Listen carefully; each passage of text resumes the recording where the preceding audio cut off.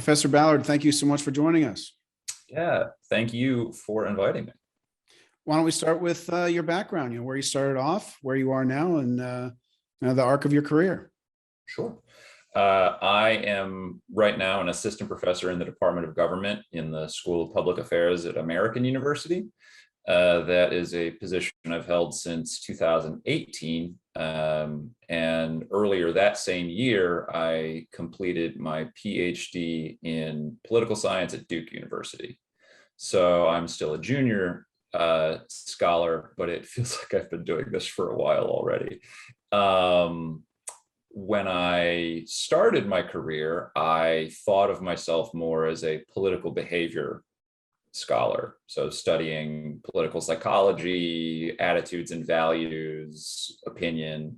But then as I moved through graduate school, I got much more interested in political institutions and in particular Congress. I thought that there was really cool ways in which we could try and answer questions that are a combination of high quality theoretical and empirical scholarship, but also combining cutting edge methodological techniques. So I got into quantitative text analysis and machine learning, and usually both of those things together. And now I'm sort of coming back around with a project I think we'll be talking about later to doing some more behavior oriented work. And I see myself now as sort of straddling the divide in political science between political behavior and political institutions, which, to be honest, makes sense to me in terms of how politics works, because if you're thinking of any institution, Congress, the Supreme Court, whatever, the decisions are being made by individuals who behave in sort of a lot of the ways that are consistent with the micro foundations of political behavior. And if you are thinking about the political behavior of citizens, party elites, legislators, et cetera, they are operating within political institutions. So it makes sense to me to study those things simultaneously. So maybe you've already answered my second question then, but in the broad areas of your research interest, there's this concept of political behavior, concept of political institutions. Does that kind of frame what you're interested in, or is there a more specific set of questions you're interested in answering, or a particular interest of parts of the political process that you find more fascinating than others? There are definitely parts that I focus on more than others. It's not, it wouldn't be possible to do everything as much as I might like to. But I think of myself primarily as a scholar of American politics and Congress. Within the study of Congress, I focus largely on political parties, not necessarily Democrats or Republicans, but I'm more interested in who's in the majority and who's in the minority, and what are the implications for that. There's been a lot of scholarship that has focused primarily on the majority party because they're the ones who are in power. But I've become interested in what can the minority party do. And so through those ideas, what is the relationship of the interplay between the majority and the minority party, I've become interested in legislative negotiation and compromise. Sort of how does policy actually get made? And how can we actually try and quantify when like a piece of policy is made, or how policy changes as it goes through the legislative process, in order to try and get at these questions of strategic negotiation. So what do members actually care about? What do they give up? How do they compromise? And then that strain of thinking has also then led me to think about the relationship between Congress and the public. So, Congress is not at all operating in a vacuum. Members of Congress care deeply about what their constituents think, at least the constituents that they think are going to vote for them the next time that they're up. And I have become interested in how perceptions of members of Congress and what happens in Congress change the ways in which, or shape the ways in which people think about Congress, and then ultimately how they act.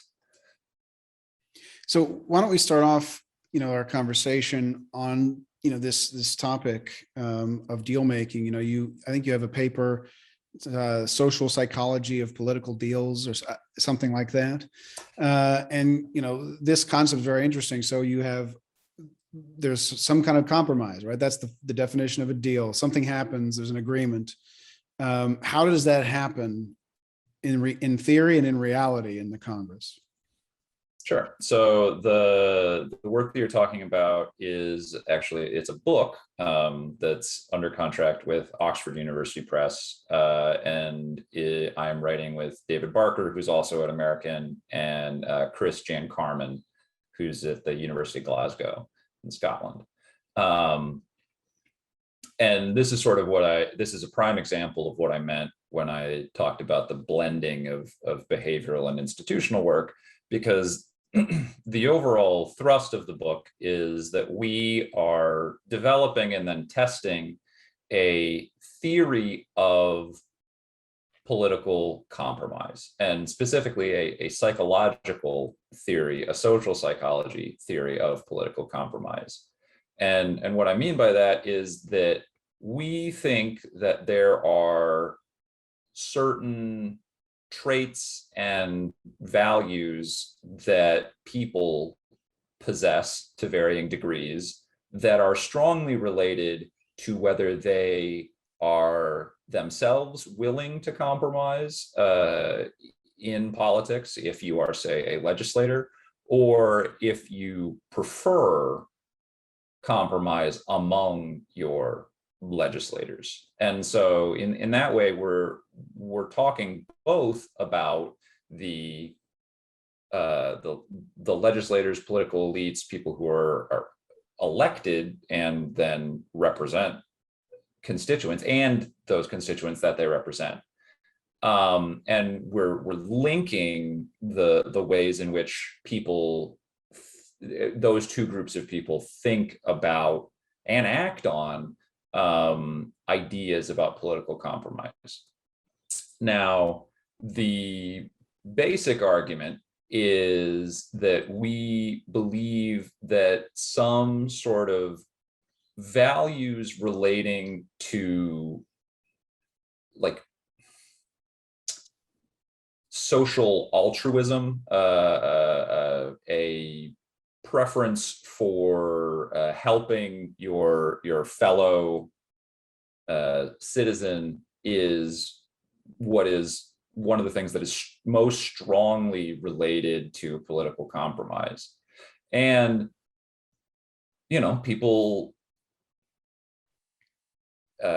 have that value, that belief, to differing degrees. And one of the things that we find most striking is that there's a large difference between how Democrats hold those beliefs and Republicans. Democrats, we find, are much more likely to believe and act in a way that is consistent with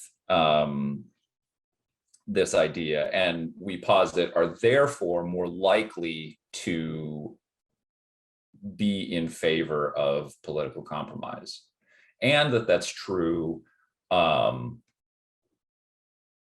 in Congress as well. So this idea that there's some sort of, it's hard to say whether it's an innate and stable characteristic, right? Because these things are developed through the communities that we grow up in, the places that we choose to be in our lives, and then also through probably, it's nature and nurture, right, is basically what I'm trying to say. And but that at any point in your life, the degree to which you believe that people should help other people is going to influence the degree to which you think that politicians should compromise, or if you are a politician, how much you do actually compromise. And this leads to some interesting stuff, because we're able to show that these kinds of ideas are actually predictive of what happens in Congress. That legislators that you can find political compromise in bills, in committee, on the floor, when you consider these ideas. And this speaks to trends recently where Democrats in the last 15, 20 years have been much more willing to compromise on policy issues than Republicans. A number of examples: the cap and trade stuff in the mid-aughts. The Affordable Care Act went through tons of iterations. The Democrats right now are going through large scale changes to the bills that they're trying to pass. And it's on, one of the more ambitious spending packages ever. And contrast that with things like the Bush tax cuts, or the Patriot Act, or the attempts by Republicans to repeal and maybe replace the Affordable Care Act, and the Trump tax cuts. There were very few relative actual changes that were made. There were far fewer changes that were made, and there were far fewer compromises that were made by Republicans in those cases than there were in Democrats in all the cases that I just mentioned. And those are, some of the biggest policy debates in the last couple decades. And so we find that this actually is a really consistent driver of behavior. So for this kind of compromise, I can imagine that there's different types of decisions, right? There's maybe values decisions where it might be a less than zero-sum game on compromise. Or there are other kinds of decisions, maybe quantitative decisions where, compromise could just be done by averaging two numbers, for instance. I have a number, you have a number, we average it. And there's a process to come to a decision on a number, for instance, maybe some appropriation. Does this show up as, are there different behaviors around those different types of decisions? Or is it a kind of a universal thing? Like no matter what it is, whether it's values, whether it's numbers, whether it's assumptions about the future, some people are more likely to compromise and others are not, based on their inherent traits? That is a really good question. We do not in the book get it down to such a granular level, but now I'm interested in doing that work. We could talk about it. I would imagine that, and I should also preface that what we're talking about, this willingness to compromise and how it's related to sort of like communitarian values, is just one piece of ideology that people have, and so it's hard to come up with any universal truth to these kinds of things, and so I would expect like reasonable variation along these lines, depending on what people are actually trying to compromise over.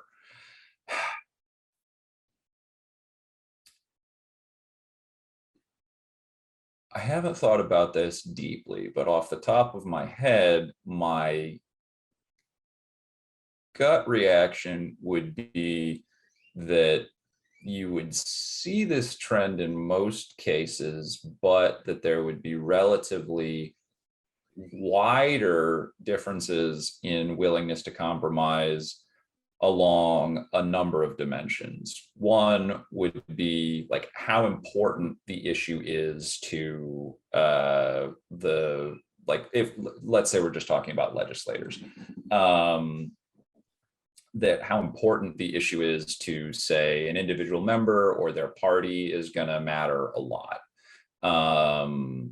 And that cuts across all sorts of things, right? Because so like the federal government spends almost nothing on, say, education or abortion policy. But these are policy areas that are extraordinarily important to members of both parties. And so you would imagine that this, like, I think that people are probably less willing to compromise on the things that they care about the most. That said, there is almost certainly some sort of, like, to get into Congress, I would imagine that people have to be relatively more willing to compromise historically, although, you know, there's plenty of gridlock in Congress too. And so, other than importance of the issue, I'm having a hard time trying to come up with something that seems like, yes, this is going to affect the. But it sounds like what you found is that there are traits that determine that you can identify from outside whether that person is more or less likely to compromise. Yeah. That we do find relatively stable traits or values that lead to or lead away from willingness to compromise among both legislators and the public. And, you know, have you seen any kind of catalysts to compromise, right? If you if you have two people who are engaged in a debate, you introduce, wild card X into the equation and the chance of compromise increases. I'm thinking about Nicholas Christakis at Yale has a research program, I think, where they put robots into, people are working on a game or something, and if you put a robot in there, it's more likely that the game will succeed if the robot does certain actions.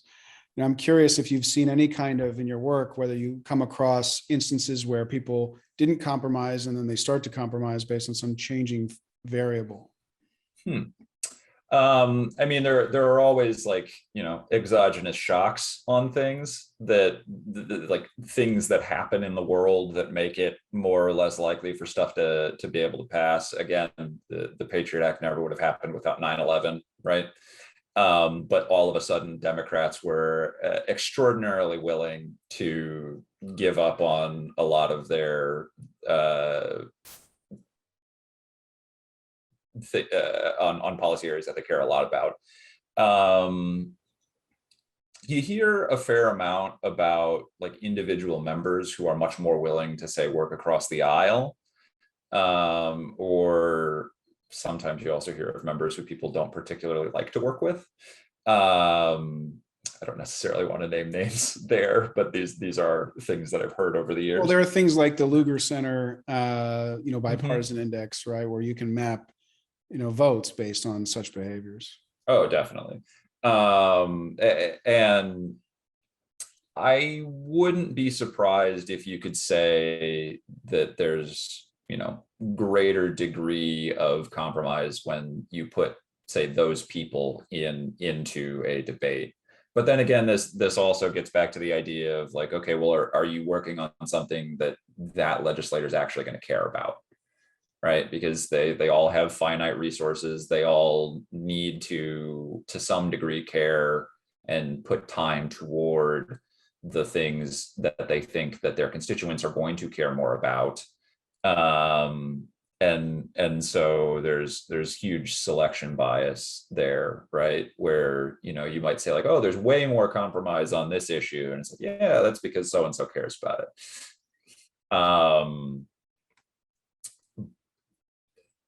But I mean, so this book that we're talking about is still relatively early in its development. We've written 2 or 3 of the 9 chapters, and I mean, even everything else is pretty well outlined. But you're also giving me a lot of good ideas for what to do.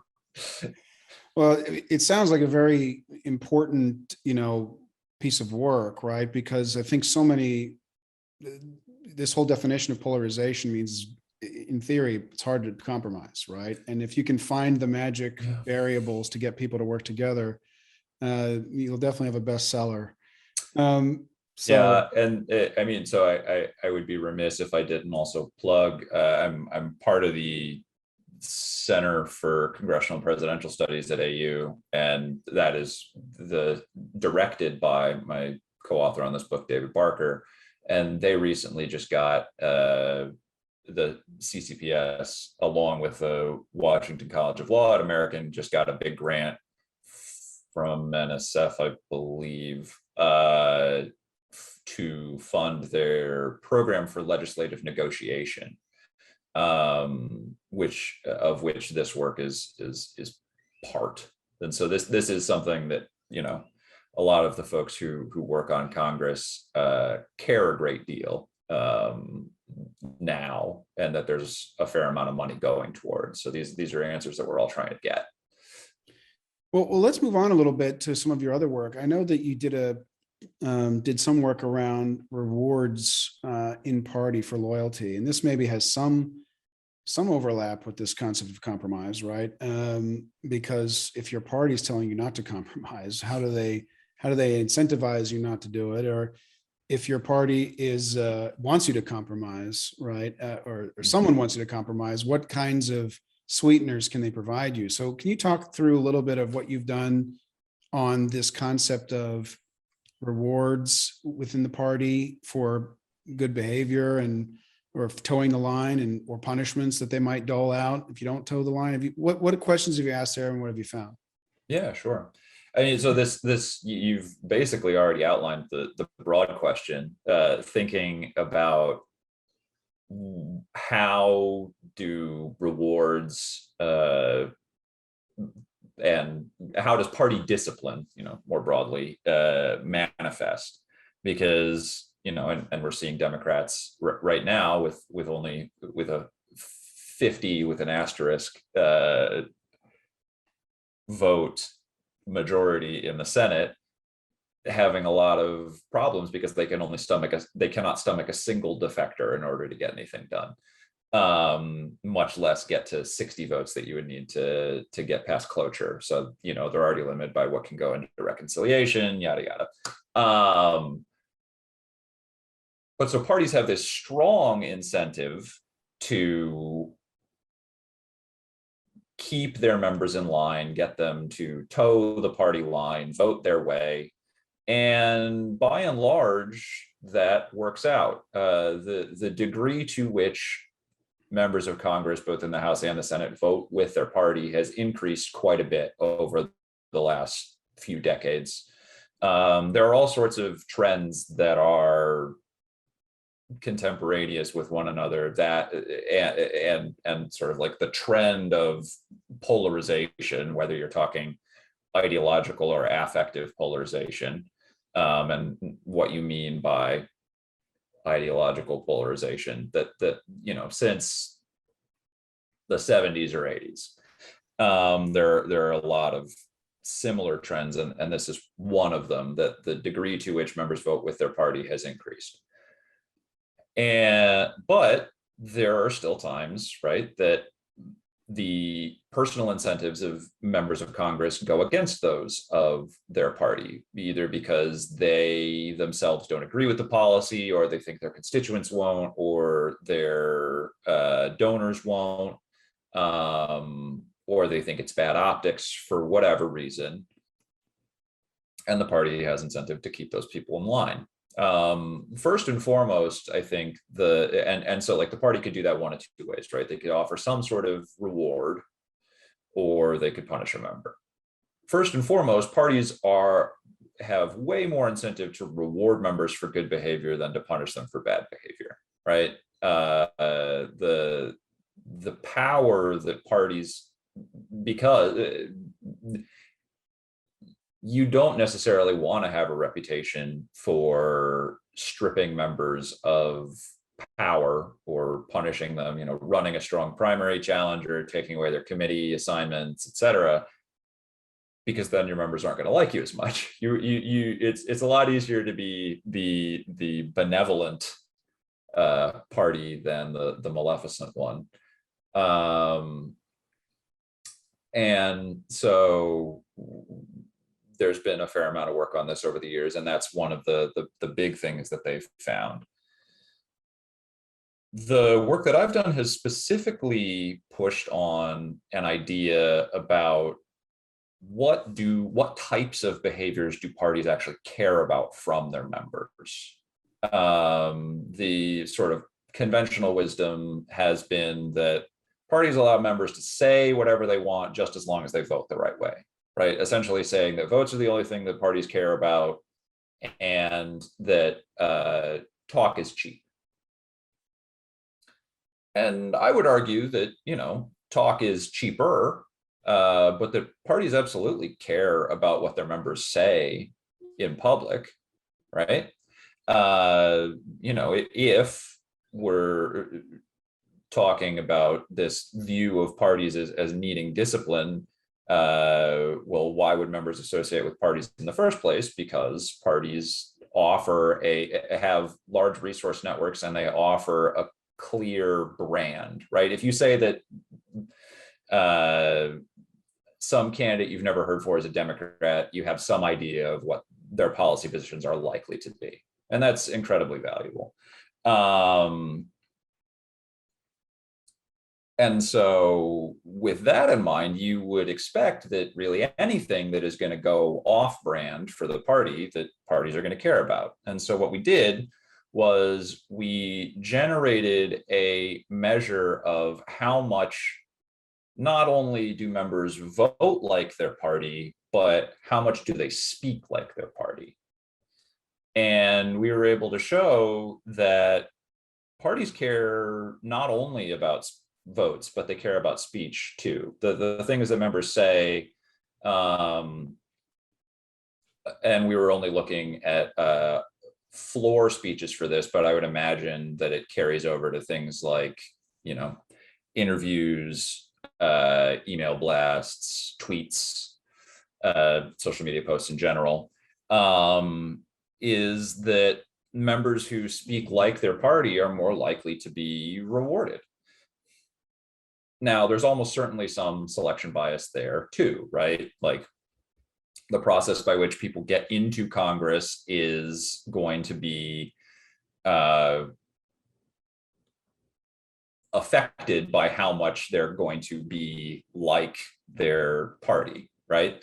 But even once they're in Congress, these people who speak more like their party are more likely to get things like party-directed campaign finance donations and seats on choice committees. And if they put in a request to have their committee seat changed, they're more likely to have that change approved. And that's true of votes too, but it is also true of the things that members say. And so that was the main contribution we were trying to say is like, no, talk matters a lot, particularly today where, members have unfettered access to the world by, 280 characters at a time. So what are the exact rewards that can be given? So you mentioned money for campaigns. You mentioned running a primary candidate against them as a punishment. Not, I think, the threat of that. You mentioned committee assignments. Are Yeah. those the big three? Are there others? Like, what really do what incentives are they really responding to toe this line? Sure. I mean, that's a good question. The unfortunate answer is that some of this stuff we're not going to be able to get at or observe, right? Because parties almost certainly also in addition to directing money themselves, they allow members to tap into their network of resourced individuals to give campaign finance donations, right? And they can also, and parties can throw their weight or not behind policy that members care about. And these kinds of things we're not really going to be able to pick up on, particularly the latter, because that stuff happens behind closed doors, right? The idea of how much is the party actually pushing for a specific policy or not.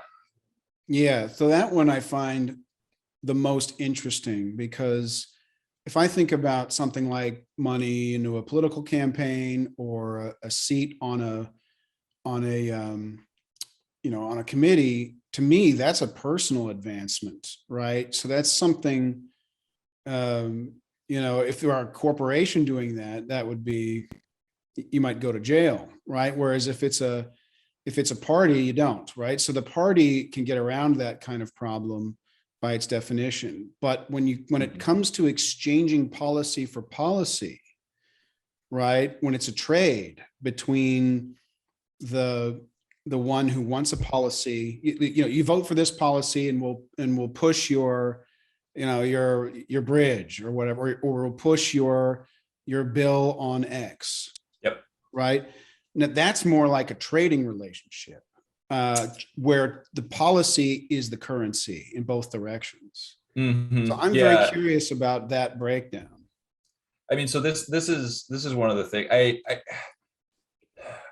I'm not sure I 100%. I mean, I think that there are some ways in which the behavior of members of Congress could rise to like criminal behavior, but if it were in a corporation. But I think mostly what I'm talking about is,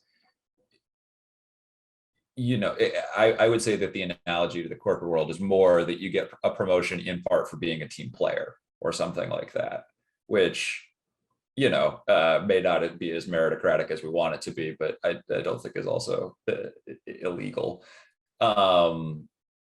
But no, so this idea of trading policy is something that has been a bit of a holy grail for political scientists, what we call log rolling,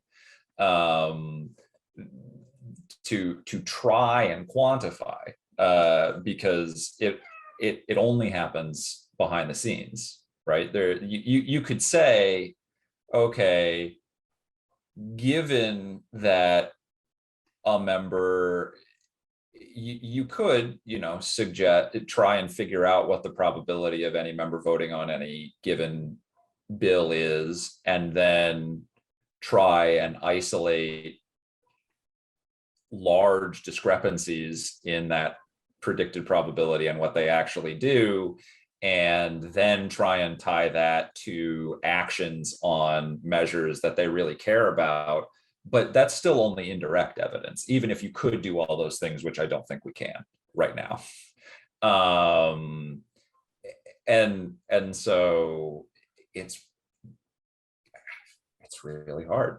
So there is actually some work that folks and I are trying to do that, again, would be indirect, but another avenue that you might be able to use to get at this idea, which is we've taken the text of all of the bills and we've separated it into small chunks, sections.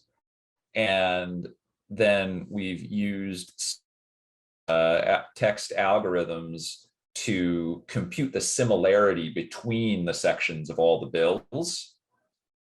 So then we can actually document changes, not just at the bill level, but at the section level. So like more particularized pieces of policy, as bills move through the legislative process. And we're hoping that we're going to be able to identify some of these situations, like where a bill that is introduced by a member doesn't go anywhere, but then a section of it ends up in a bill later that gets passed. And thinking about characteristics of around the context of, you know, each of those two situations aggregated over many iterations, we hope to be able to say something about this idea of trading policy for policy. So, you know, stay tuned. Hope to have some answers there in the next year or so. Yeah, so I think what you're talking about in my mind is like really the key thing is atomizing the bill to its individual idea, right? Or its individual component. And what is that component, right? Is it a word? Is it a sentence? Is it a concept? And then how do you trace that across bills over time between people? And that becomes the traded unit, right? And so that step is exceedingly difficult. And if you're able to pull that off, I think that would be a phenomenal advance in study of Congress, and very useful, I think, to Congress itself if they could. You know, like with patents, for instance, there's the claim in the patent, right? And the claim is that operative unit. You know, there's no such thing in policy as the claim. And so if you can narrow that down and isolate that at scale, I think it'll be a phenomenal advance. So let's move on to another question, I think, which is around, you know, some work you've done related to the minority party, the majority party, and this concept of agenda control. Now, one interesting area is, of course, today the speaker is all powerful and controls the agenda of the House. You know, what if, you know, in your work, thinking about agenda, you have this concept of negative versus positive agenda control. Can you talk through the questions you had when you came into this agenda project, and what did you find? Yeah, sure. So, I mean, this is a concept that has been used in the Congress literature for a while now.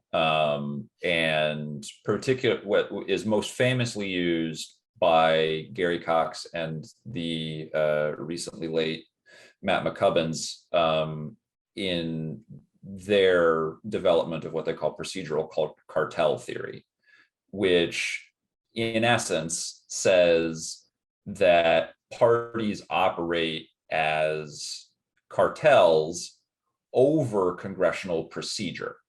And that one of the main ways in which the majority party wields power is by controlling what gets a vote and what doesn't.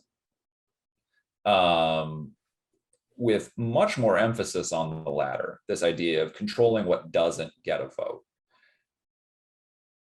which we call negative agenda control. The other, controlling what does get a vote, we would call positive agenda control. And so what I wanted to do, starting out with this idea, was to get some sense of the sort of boundaries of both negative and positive agenda control, and in a way that is directly comparable between the House and the Senate. Because the sort of, as the story goes, the institutions, particularly in the House, like you mentioned, with the speakership, the Rules Committee, which today more or less functions as an arm of the speakership and of the party leadership, makes it so that the leadership in the House is relatively more empowered than that in the Senate, where in the Senate, you don't have as strict control of the agenda by the majority floor leader as you do by the speaker in the House. You can muddle the field even further with the fact that there is no Rules Committee and there's no germaneness requirement for amendments. Such that people often just try to attach entire other bills that have nothing to do with whatever's being talked about. But we hadn't really gotten to a point where we could directly compare these ideas between the House and the Senate. And we didn't really have an idea, the greatest idea of how well the majority party in either chamber can push through the things that they really want. And so, and while the latter has been focused on much more by political scientists, and Cox and McCubbin's their work is foundational and top notch and inspirational. But I tend to think that we haven't focused enough on this idea of positive agenda control, because not only do parties want to keep things that they don't want from passing, but they have to get stuff done, right? And figuring out how parties can get stuff done is important. And so what I did is I developed a classifier. It's a statistical model that can predict how members are going to vote on different bills. That was trained using the text, a quantitative representation of the text in each bill, using something called vector embedding. Which is a machine learning algorithm or class of machine learning models. And I was able to build a really accurate, somebody might have beaten it in the last few years, but when I did it in 2019, it was the most accurate classifier to date for are members going to vote on something? And then I use that to predict how members would have voted on things that didn't come to the floor. Because while you can get some idea of negative agenda control just by looking at what does come to the floor and seeing how often things that come to the floor the majority doesn't like, which is a strong indicator, that's a really conservative metric, right? You would also want to know something about how often the majority successfully keeps things that they don't want off the floor if you're looking at negative agenda control, and how often they fail to get things onto the floor if you're looking that they like, if you're looking at positive agenda control. What I found in terms of negative agenda control is about the same thing that everybody else has found, that the House has extraordinarily high levels of negative agenda control, but actually so does the Senate.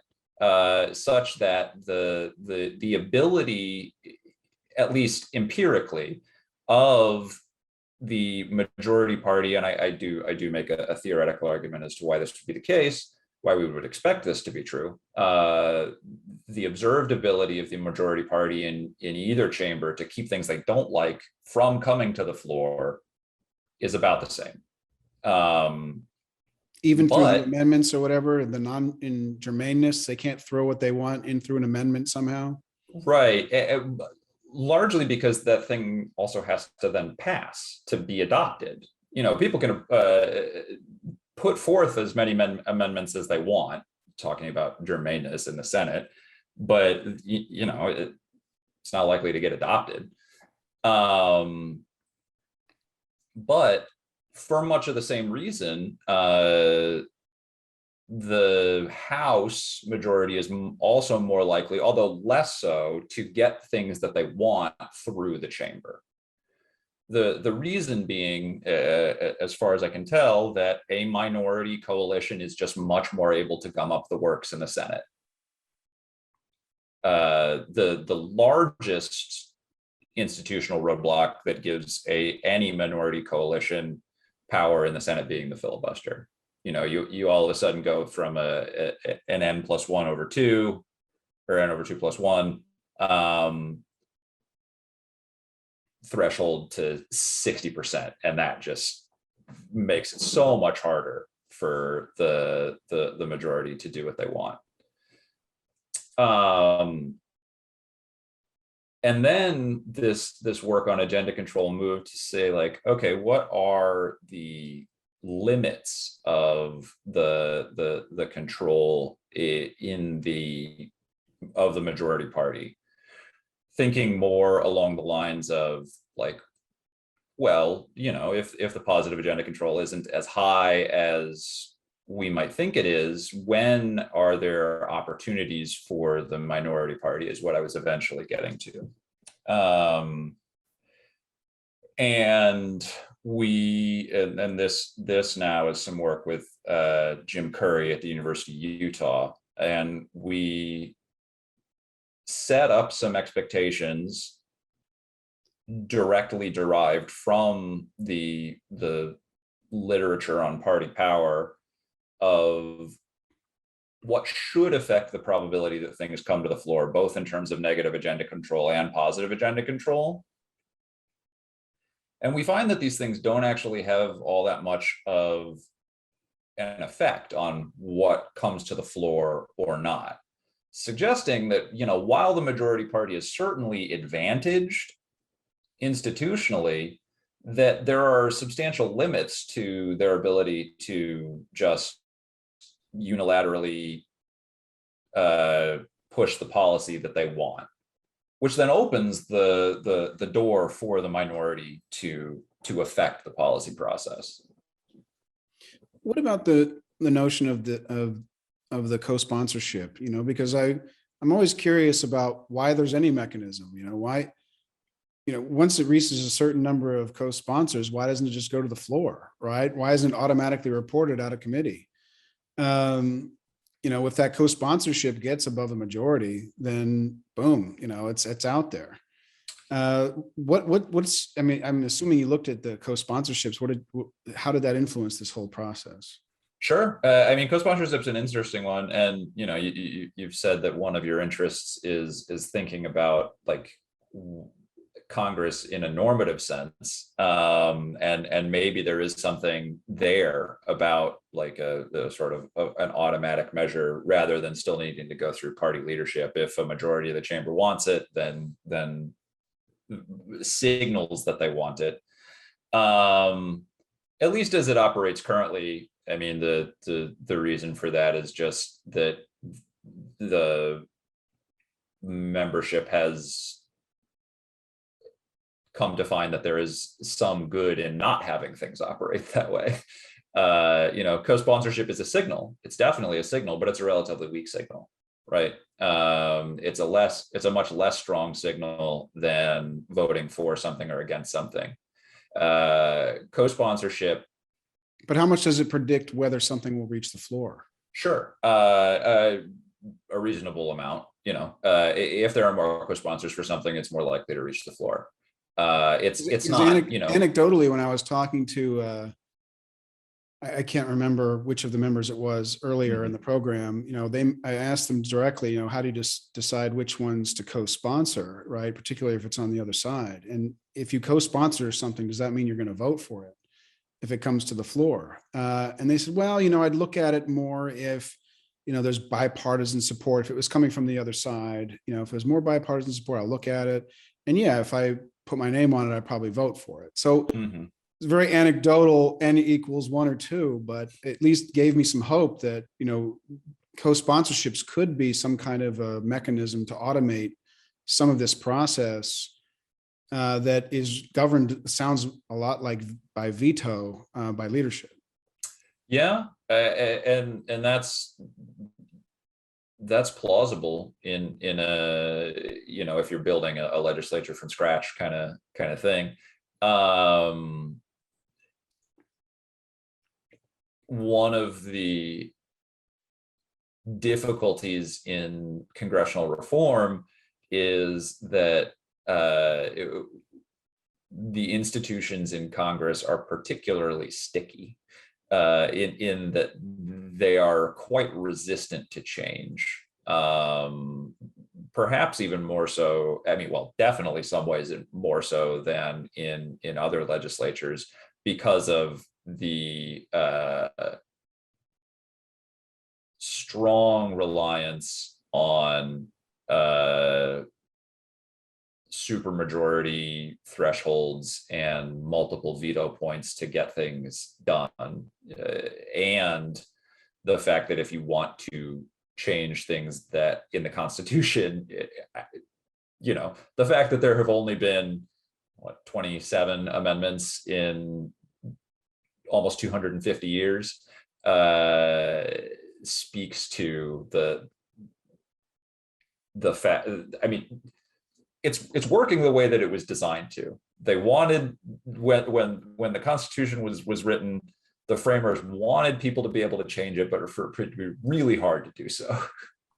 Right, but the chambers have total control over their own rules, right? Sure. I mean, that is surprising they changed the rules so little, given that they could, in theory, scrap all the rules and start over anytime they wanted to.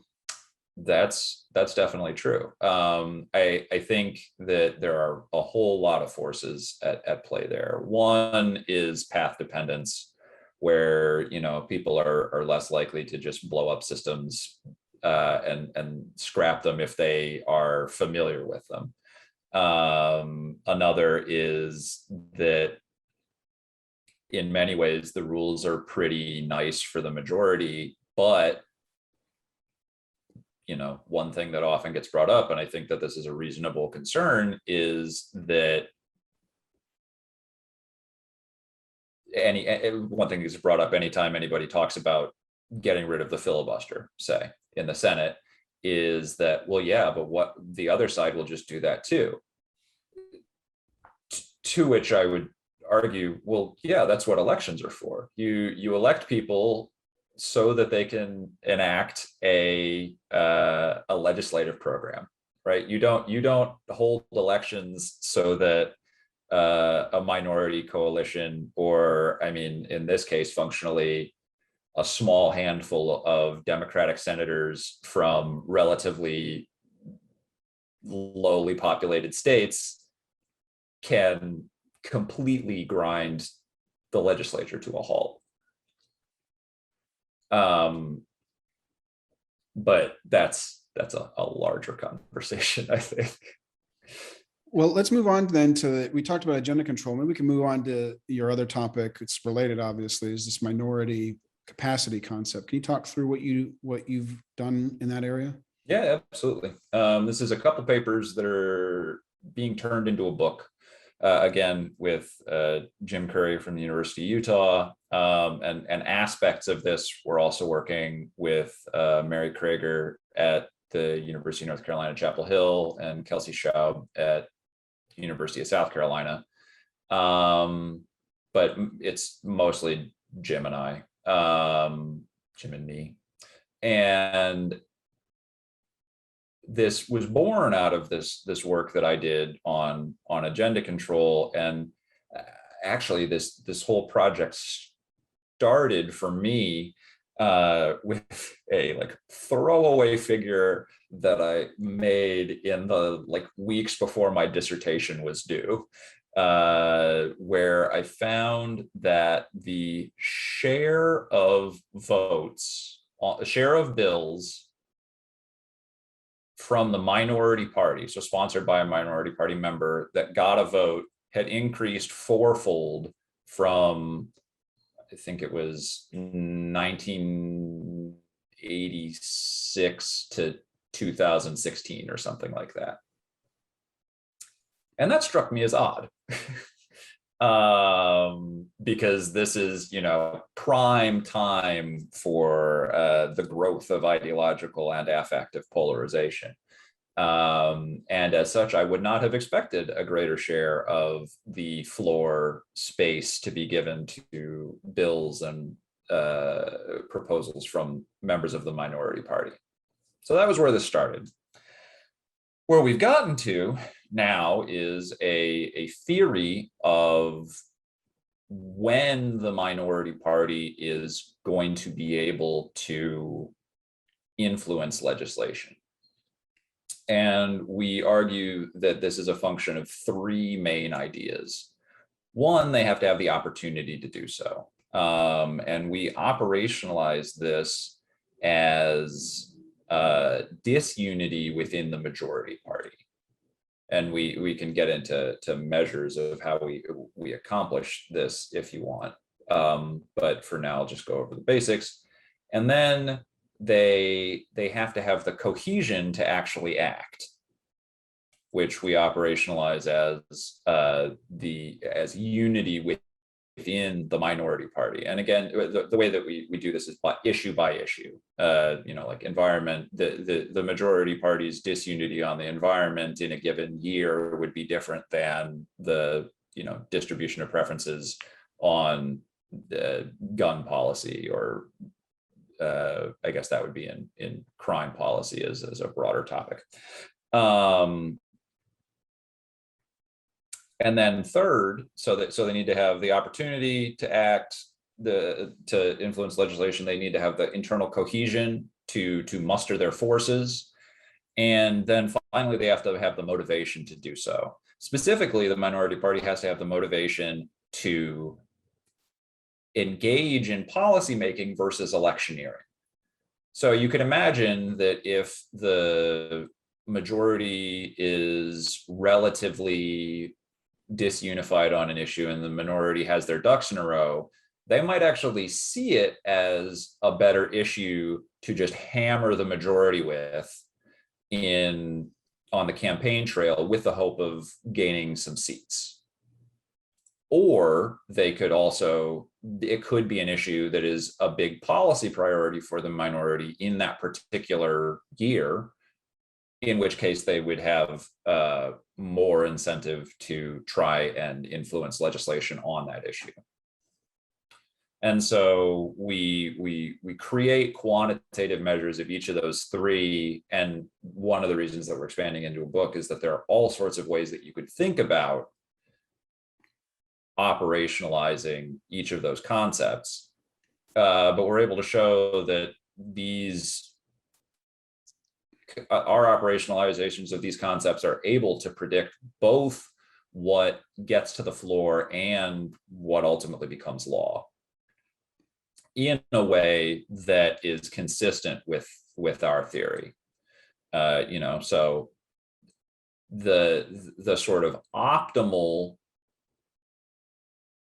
situation for minority influence is when something is a policy priority for the minority party, when the minority party is really cohesive, and when the majority party is relatively disunified. And we're able to show, our estimates are that bills that meet that criterion are about as likely to become law as the reverse case. So when the majority is really cohesive and the minority is not, which is not necessarily what you'd expect if you're thinking of the world as a place where the majority party sort of rules Congress as a fiefdom and the minority gets the table scraps. Yeah, that's very interesting. I mean, it sort of, I'm recalling a little bit of when I talked with Frances Lee, and she talked about how legislation is more bipartisan than you think today, just because in order to get anything passed, you got to get the other side to do it. And if it's reasonable to assume if the majority party is not unified, then you can squeak through, a minority can squeak through their legislation. Yeah, that's, it's still, and none of this is to say that the majority party isn't, advantaged, right? Both institutionally in terms of how things are set up to get to the floor and just by having more votes. But that doesn't mean that there aren't lots of opportunities where the minority party can get some of the things that they want done. Right. Great. Well, let's move on to the questions I asked all of our guests, so that someday I can compare the answers. If you're ready for that section of the discussion. The first question is, what do you think congressional representation should mean? I think this is a really good question. And I think my answer speaks to some of the dysfunction of Congress currently, where my view is what I said earlier, is that parties that win elections should be able to enact the policies that they prefer.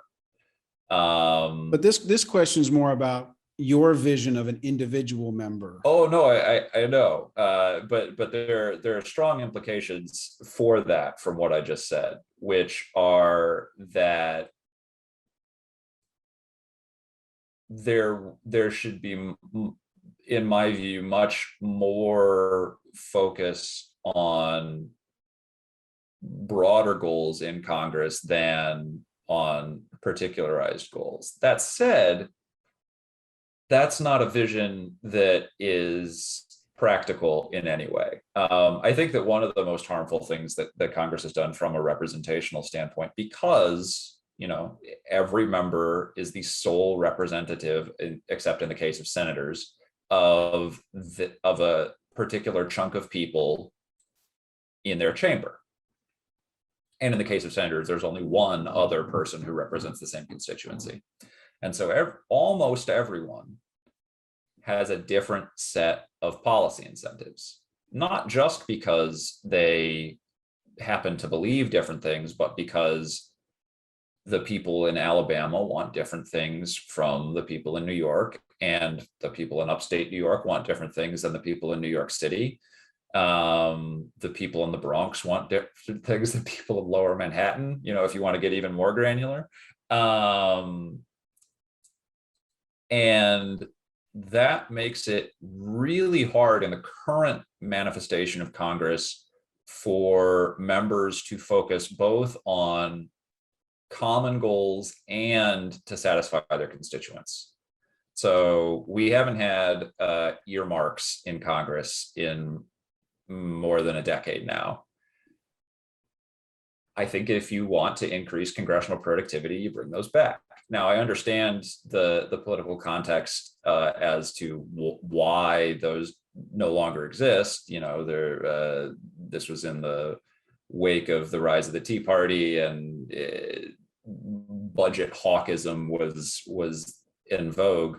But I think that really harms the ability of members to get things done and to engage in this sort of deal making that we've been talking about sort of as a bit of a theme throughout. So to sum up, I think that members of Congress are in a bit of a tough spot, because I do think that you have to represent the interests of your constituents, but you also have to represent the interests of the country. I'm not clear that there's a correct answer to what happens when those things are in conflict. My gut tells me that you should try and represent the interests of the country over the interests of your particular constituency. But that's a really hard sell for members of Congress. And something like earmarks or the ability to bring more particularized policy would soften the blow of such things. Now, another solution would be, another at least partial solution would be rebuilding our entire electoral system from scratch. But that seems a little bit less plausible. But just to be clear, so when you're talking about a person covering the interests of their constituency, you mean everyone in their district, or do you mean, I'm assuming you mean everyone, or is it just the people who have voted for them or their own party, or the primary voters? It sounds like you mean everyone in the district. I do mean everyone in the district. That said, that implies more of a delegate model of representation, where members are just doing whatever their constituents want. I don't think that's necessarily right either. I think you believe in the personal judgment concept for the member, at least to some degree, yeah. Because I mean, this is an extreme and somewhat unrealistic example, but what if the majority of your constituents want to nuke Russia? That seems bad. That seems like a bad thing to push to me. And so I do think that there are, particular, and there's a fair amount of work that shows that people are more willing to defer to their member of Congress's judgment on relatively more technical issues, I think that there are good reasons why we have a representative government in that that allows a lot of people to not have to specialize in all sorts of different policy ideas. And so I do think that in some cases, members of Congress probably should go against the will of their constituents. All right. So the next question is, how would your ideal Congress allocate its time? And this is really, DC versus home district. It's legislation versus oversight versus campaigning. I mean, my ideal Congress spends a lot less time campaigning.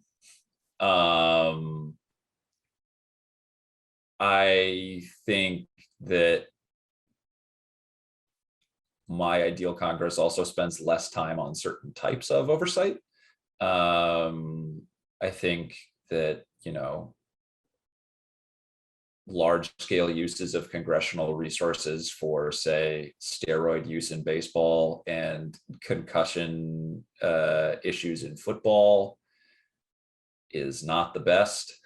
But at the same time, more government oversight into, say, self-enrichment by members of the government would probably be useful. But in terms of the thing, and so, like many things, I think it's a little bit of column A, a little bit of column B for many of the dimensions that you mentioned, except I think it would be really beneficial for Congress if if it was not in their incentive structure to campaign as much. And that again suggests large scale changes to the electoral system that seem unrealistic, like, I don't know, publicly funded campaigns, different term lengths,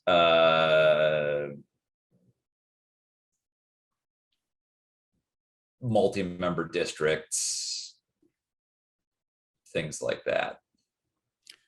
Got it. Next question is, how should debate, deliberation, or dialogue occur or be structured in Congress? Should it be on the floor? Should they have closed sessions, at the bar? Should they duke it out in the committee room in front of the public or in private? Where should all this happen? I'm a big believer in the committee system or some version of a committee system. I think that it is good both for members and for legislation for legislators to have specific knowledge, issue-specific knowledge on certain areas. That implies, and this is one of the ways in which Congress has operated historically, although less so in recent years, is that I think that the most debate on policy should probably happen in committee. I think that some of that should happen in front of the public and some of it probably should happen in private, just because there's going to be way less negotiation and compromise if everything has to be public. Members have to be able to, cover themselves and talk about what they might want to do with each other. Otherwise, you're just not realistically going to get those deals. But I think that a return to a further reliance on the committee system, like the big bills under the Trump administration largely bypassed the committee system. Members were given very little time to vote on things. There were fewer hearings. And that's, not just confined to the Trump administration. The proportion of bills that passed that had a committee hearing has been steadily declining, or that had any markup in committee has been steadily declining for decades now. And I think that Congress would be better served to returning to that. That said, this has happened because it is in the incentive structure, given the current political climate, for Congress to operate in this way. Right. Well, next question is, what fundamental institutional improvement should Congress make within 50 years? I mean, it might happen soon. I think getting rid of the filibuster is a very good idea. I also think that